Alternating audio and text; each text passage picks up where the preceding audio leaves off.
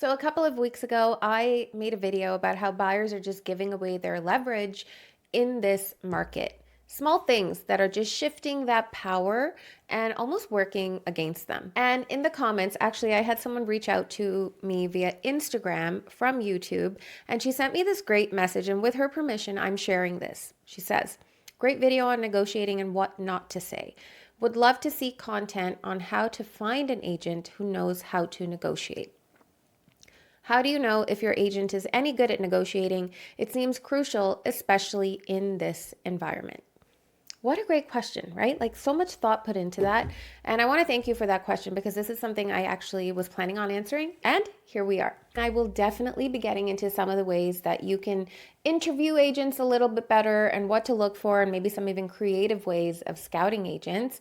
I do want to acknowledge the truth about getting licensed in Ontario to practice real estate does not actually require you to have any negotiation training. RECO, the Real Estate Council of Ontario, does require you to know the transaction. So the forms, the disclosures, the timelines. What it doesn't require is that you have any skills in actually fighting for the person sitting next to you. What it definitely doesn't test for is whether you can sit across from a listing agent, hold a position that's likely uncomfortable, and just pause. Don't blink. Just hold that. And that is the difference between a licensed agent and a skilled agent. That's where buyers are losing money. So this video is for anyone who's hiring an agent right now and you're out there actively house shopping, or at least hoping to. And these are things that I want to make sure that you understand before you sign any kind of representation agreement. Hi, in case we've never met before, my name is Varsha and I assist families with buying and selling real estate in the Guelph and the Greater Toronto area. And we do so and make informed decisions in changing markets. And I also want to share with you that I am actively pursuing my ICF designation. It is an International Coaching Federation designation, which literally means I am putting in the reps because I have to put in hundreds and hundreds of hours to secure this designation. And I do believe it makes me a better realtor overall. Most agents are generalists. They know the process from listing to closing. They can manage a deal, but negotiation is a specialty. It's kind of the same way how a family doctor and a surgeon are both physicians. And one of them has done something 500 times, the one thing. The reps matter, the discomfort through that process really does matter. And so negotiation requires a specific personality. I honestly do believe that. You have to be okay with tension. You definitely have to be okay with silence. And sometimes it can mean going silent on your phone and holding off on any kind of communication when you've given your best and final. It's okay to be considered the difficult person for the sake of your client's best interests. Let's be honest, a lot of us agents are warm, we really want to connect with our clients, and all of that is actually great and crucial because this is a beautiful partnership, and that is a different quality. That quality, you have to either turn it off or shift it, because when it comes to being a negotiator, you're going to need to learn how to turn on and off that warmth. Because if your instinct is to smooth things over, make sure nobody feels uneasy, to close that gap, that tension, it's hard for you, that sometimes costs you as a buyer a deal that you deserve. This really isn't about finding a good person. It's about finding someone who has the specific reps in that particular skill set of negotiation. That is a completely different skill, and most agents never deliberately build it. So what exactly is negotiation when it comes to a real estate transaction? Most buyers think negotiation is talking the sellers down in price. That's definitely one piece. But in Ontario real estate, negotiation actually happens across a few different elements throughout the entire process. So, only focusing on price is actually leaving so many other elements that could be beneficial. And so an agent who only fixates on price is actually leaving other layers of that negotiation and transaction untouched. What are those? Okay, so let's just take the closing date for an example. I worked with clients who were so motivated to find the right person that could close in the timeline that they needed because they were moving out of the country. That was really important to them in terms of international laws and where they then were able to go and invest their money. And so that timeline drove their decision. And it drove their decision to the point that they accepted an offer. It became a multiple offer situation in that market. They accepted an offer that was not the highest offer in terms of price, but it was the best offer for the terms and their life circumstance. Do you see the difference? So for them, finding a buyer that could close within the timeline that they needed was very important. That was their number one. Conditions are also part of negotiations. In a buyer's market like the one we're in right now in Guelph in the Greater Toronto area, and seriously many pockets of Toronto, a lot of the times we say, hey, conditions are here, buyers, use your conditions. They're here to protect you. They really are. But when it comes to a crafted, like a well thought out condition, it is written so that both buyer and seller are protected in that condition, so that it's not presented as an obstacle to a seller, especially when it comes to multiple offer situations. And even in multiple offer situations, you can have offers that are conditional get accepted. It is all in the delivery. It is all in the way that it's crafted. So a skilled agent knows how to read that so-called room. You know, a lot of the times today, it is seldom that we have an opportunity to go and present our offers in person. There's a merit and beauty to that, you know. And so a lot of this is done via email or online. It is so important to pick up the phone and talk to the listing agent. It is so important to, yes, build rapport, but also ask quality questions and then be quiet and find out the motivations behind the seller.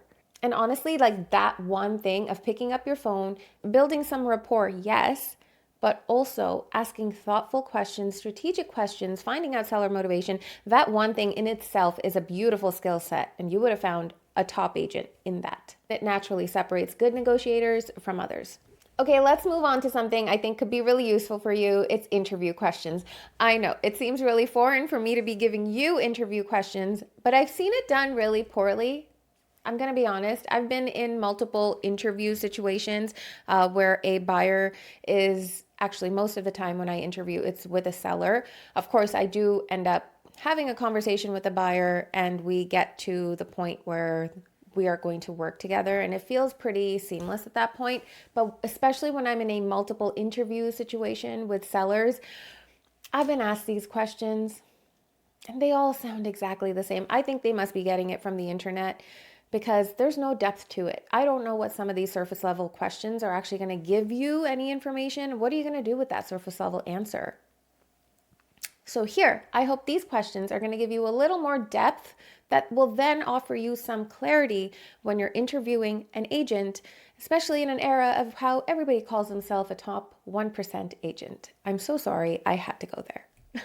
Okay, so most buyers ask, how many homes have you sold? How are you going to help me?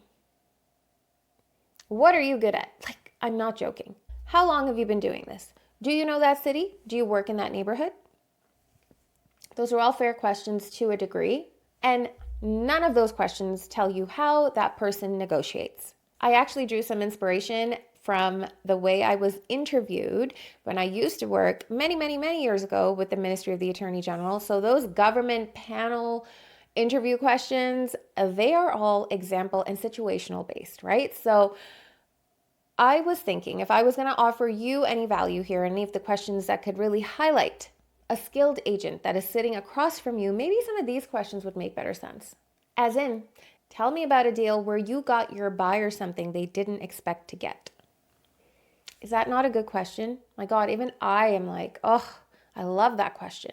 It really gives the agent an opportunity to show you their depth, to showcase, go through that mental Rolodex of clients and think about all of the times they were able to get something that their own client wasn't expecting. What a win. What you're obviously looking for there is a specific story. You're not looking for a general response.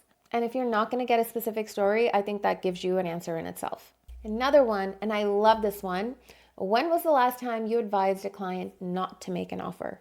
Skilled negotiators hold their clients back when the situation warrants it. I'm working with buyers right now who came to me about a year ago, and they were not actually ready to make a purchase at that point. They needed a few additions made to their down payment plan, and they're on track now. So they said, hey, affordability makes sense now. I'd like to come back to you. And in that time where we had a hiatus from where we were talking and now again, They were so open with me. They said, look, in full transparency, we actually tried to put in an offer with another agent. It didn't really work out. And then we tried with another one, but that agent wouldn't even write the offer for us. Right?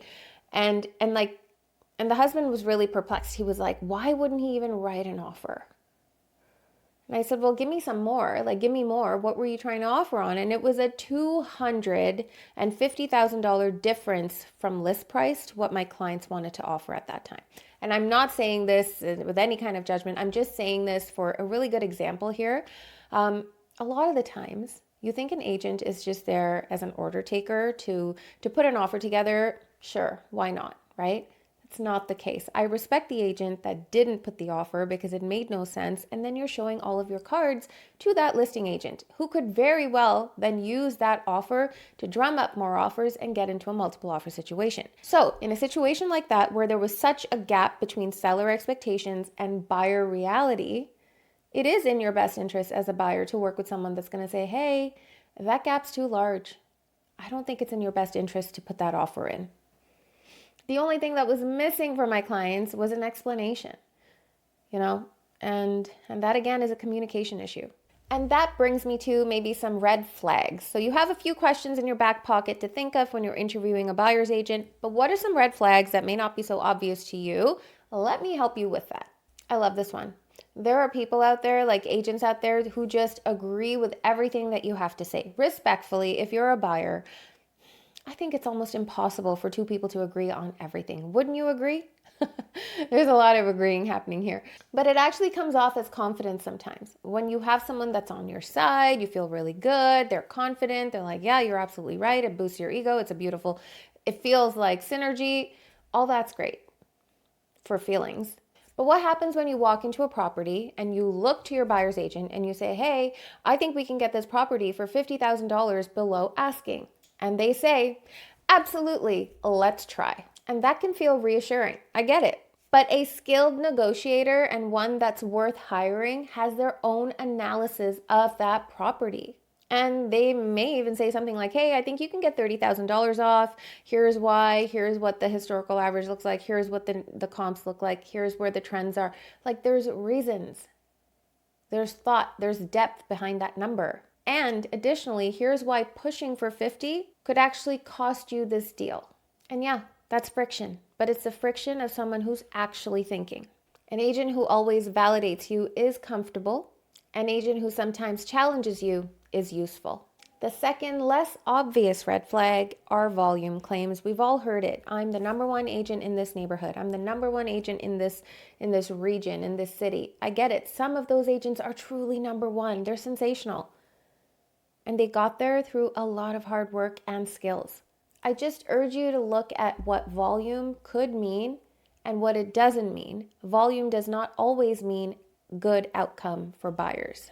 Fast and good are not the same thing. Ask them about their outcomes and how it served their buyers. Okay, here's something I don't think most buyers think to do, but it might be the most useful thing I can give you in this video. Before you hire an agent, watch them work with other people. As in, go to an open house that agent is hosting. If you're considering reaching out to them to work with them, go to an open house. See what they're like in action, right? See them in action as a listing agent, obviously, because there's a lot you can learn from watching people. I host a lot of open houses, and I'm going to let you know that there's a lot that comes through. There are a lot of objections that come right through with people that I've never met who are just verbally like telling me all these things, and I have to be on my A game there. So watch for things like that. Watch how they deal with neighbors who are just kind of coming through because they're curious. They want to know what it looks like inside so they can make modifications to their own home. And maybe they're not really in the market of selling anytime soon. Watch how that listing agent, the one that you're going to hire as your buying agent, watch how they react to them.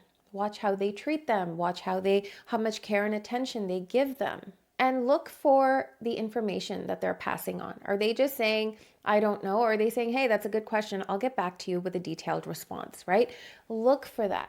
An agent who is kind, who is precise, who is thoughtful, who is educated on the market is going to be kind, thoughtful, educated on the market when it comes to representing you as a buyer as well. I know this feels like a lot of work on your end. I know it can feel like that. But stemming from the question I was asked and the reason I was asked that, I think in an arena where there are so many agents to choose from, it's offering a little bit of depth when it comes to interviewing other buyer agents. Okay, just humor me because I'd love to walk you through what it looks like when you're in the room with a skilled versus non-skilled agent. And I'm talking specifically about negotiations.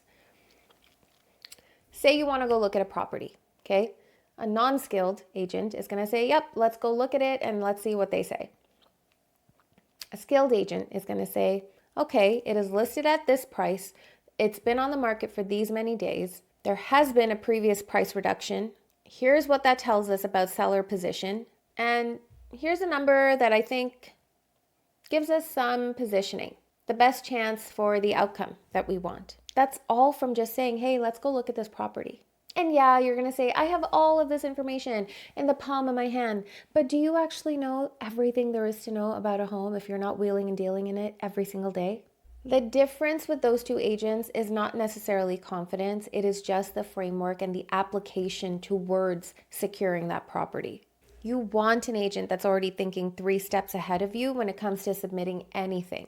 When you hire a buyer's agent, you are not hiring a tour guide. You're not hiring someone that knows a lockbox code and knows how to open a door. That is not what you're hiring, and you know this. That's why you're here. You're hiring a strategist, someone who is going to represent your interests when the other side has hired their own strategist.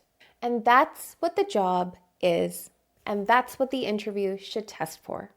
The viewer that asked me this question, I think it's a great question, and I love that you're even thinking that. The buyers who are getting the best outcomes in this market are not necessarily the ones that have the biggest budgets. It's not. They're the ones who have a strategist right next to them at the table and they know that they're working just as hard for their outcome. So choose that person carefully. If you want to talk through your specific situation, I absolutely love talking all things negotiation and buyer strategy. So reach out, the link in bio, book a call.